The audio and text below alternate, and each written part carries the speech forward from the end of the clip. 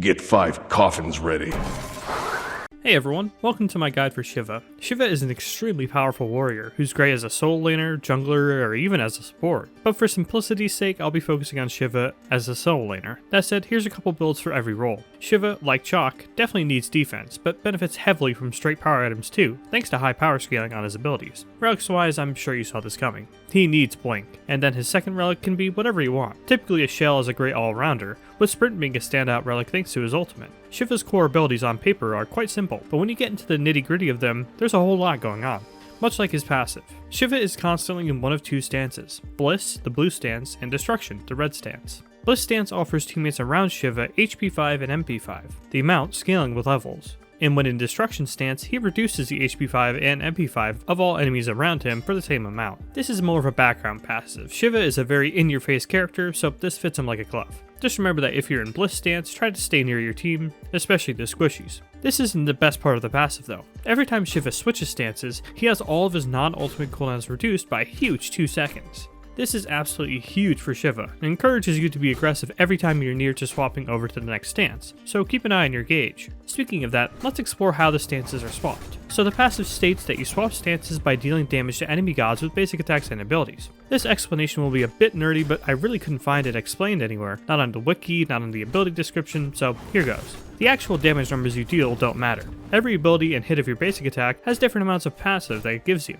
and since it takes 20 of these little circle edges to be filled to swap stances, I'll just refer to them as passive stacks. The first 2 hits of your basic attack chain give 1 passive stack, and the final big hit gives 2 passive stacks. All of his base abilities grant 2 stacks, but keep in mind since they're all AoE attacks, that you can get more than just 2 stacks per ability. The ultimate gives passive stacks too, but I've gone on long enough and I'll talk about it when we get to his ultimate. Let's slow things down with his nice and simple first ability. Shiva swings his weapon and pulls all enemies towards him via knockback, which I guess is a knock toward in this case. Shiva deals damage to every enemy hit and leaves a ring of fire around himself where the ability was cast, which as I'm sure you can guess will deal damage over time to any enemy currently in the flames. So I don't need to tell you, this is an incredible ability. Even better though, this ability gets bonuses depending on which passive stance you're in. In Bliss stance, allies, including Shiva, are given movement speed if they pass through the fire, which Shiva has to do since he's in the center of the ring. And in Destruction stance, enemies who pass through the ring will be getting a protection reduction which scales with levels. And again, the enemy has to pass through it if they got hit, and want to get out of the ring. Great for wave clear, trades, peel, chase down, you name it, this ability can do it. Well, except for hit every time. The AoE is,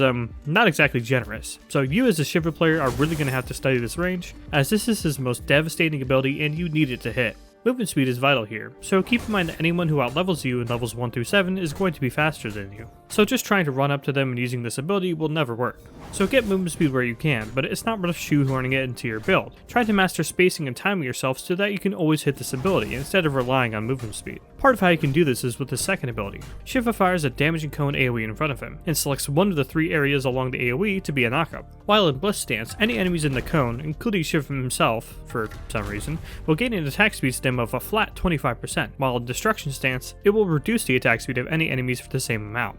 Needless to say, another mega ability, but its functionality will take some getting used to. No matter what section you choose for the knockup, the damage at the final section of the ability will still be slower to come out than the initial section. So in the same way, the knockup closest to you will be quicker than the knockup further away. Keep in mind that you can move yourself while casting this though, so you can reposition yourself to keep whoever you're trying to hit inside of your chosen knockup section. To aid in this, you can actually use quick casting to keep a similar speed to instant casting, while still giving you the indicator with the knockup section highlighted, ensuring that you hit the knockup every time. It's still a little funky to use and will take some getting used to, but it goes without saying, a decent damaged range knockup on a character who can then pull the target toward himself after granting himself attack speed is extremely potent. And the potency continues with Shiva's third ability. Shiva dashes forward, damaging any enemies hit, and enters a meditative state. While in this state, he takes 30% less damage and is completely unaffected by CC other than stuns, which will of course kick him out of this meditative state. While in Bliss stance, this meditative state will grant Shiva and any allied gods within range up to 3 block stacks for the duration, which will block any basic attack, once for each stack. And while in the Destruction stance, this meditative state will have a decent damage over time in the AoE instead.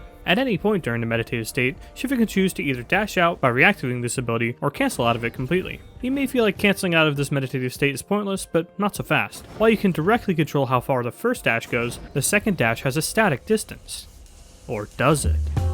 Like Cernunnos, you can actually cancel the dash early, so the instant you deal damage to that second dash, boom, cancel it and start 1-2ing to your heart's content. And this is even better with that Bliss Stance Absorb stack, which you get at least one of just for dashing at all. But what about the AoE damage with the dash when in destruction stance? Now the damage here is actually... okay, it's terrible, but in high tension situations, especially when it comes to late game chase downs, it can sometimes catch people off guard by having an essentially unavoidable DOT on them. But in general, yeah, the AoE damage is pretty useless on any god in the game, and even with that 30% damage reduction, they should still be able to deal far more damage to you while you try to damage them. In that sense then, you can use it as bait, sit in the AoE and try to have them punish you, then dash onto them to instant their range and start comboing. This of course is more of a situational trick, but it's come up for me more than I expected. So that covers how to use it, but when do you use Shiva's dash? Typically, you want to rely on your 2-1 combo as much as you can, as well as simply walking up and winning them if you're against a god with limited range. The dash's utility is great, but the damage is really lacking for most of the game. Even a good double dash will barely scratch the damage numbers of your 1 and 2, so keep this in reserve if you're even or behind, and only really rely on using it aggressively once you're really starting to get a lead. Naturally, it's a great escape too, but with an insane 18-second cooldown, it's yet another reason to exercise caution when using it aggressively. Well, the risk does go down significantly if you have access to your ultimate. Shiva becomes CC immune for 6 seconds, and every 1.5 seconds, starting from the moment the ability is activated, Shiva will perform an AoE blast. This AoE blast's properties changing by which stance he's in. This stance being selected by your ability 1, 2, and 3 buttons respectively. Stance 1 will heal Shiva and all allies within the AoE, as well as give them a dollop of mana. Stance 3 will deal damage to all enemies around Shiva, and Stance 2 will amplify the next AoE blast size and effects by 50%, whether it's healing or damage, but the stance itself does a very small amount of damage and heals for a similarly small amount. Stance 2 into Stance 3 into Stance 2 into Stance 3 does about the same damage as just going for the third stance every time, and the same goes for the healing when going 2-1, 2-1. So in this sense, all you have to do is press 2,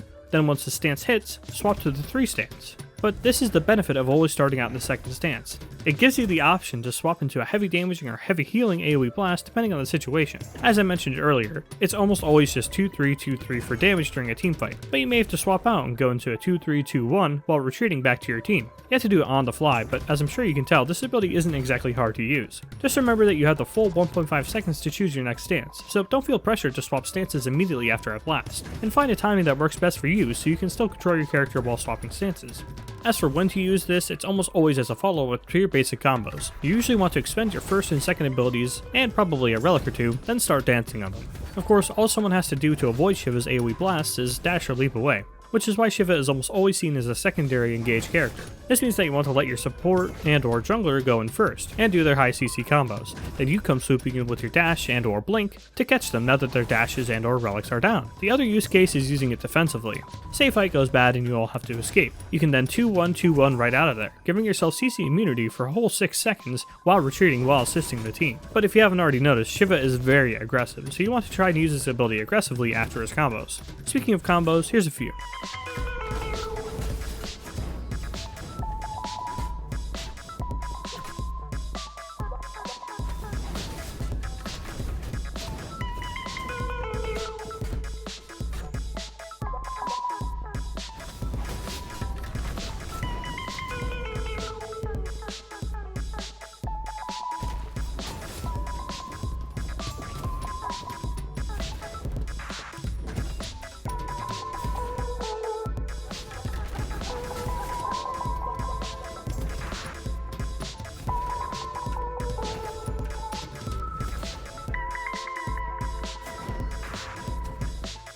For ability leveling, you want your 2 at level 1, your 1 at level 2, and your 3 at level 3.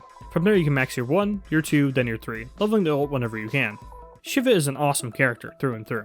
High in damage and CC, with a solid mobility on top of that, in small scraps it's hard for Shiva to lose. Where his weaknesses show is in his ultimate. CC immune for 6 seconds, the highest damage potential, and healing on one ability for a warrior, what's wrong with it? Well, just one part in all that, 6 seconds and no CC attached to it. In the scenario I pointed to earlier, when you catch people with no dashes and no relics after your team burns them for you, Shiva's ultimate is fantastic, but a mediocre engage from your team, or just plain being behind, puts Shiva on the back foot when using this ultimate. And while his excellent core 3 abilities will easily carry Shiva in the early and mid game, as the game goes on, Shiva will really need a good ultimate to be effective, and rely on his teammates' follow-up to his 1-2 combos to confirm kills. Like Chalk though, Shiva's early and mid game is so potent that he can easily make the enemy team surrender long before you hit those late game situations. And even when you do, again, one good ultimate can be all it takes to destroy an entire team's life bars. Shiva's another one of those gods who's got a lot going on, but his actual execution isn't particularly difficult. It's just that understanding and making the most out of Shiva's numerous mechanics elevates the character from average to great.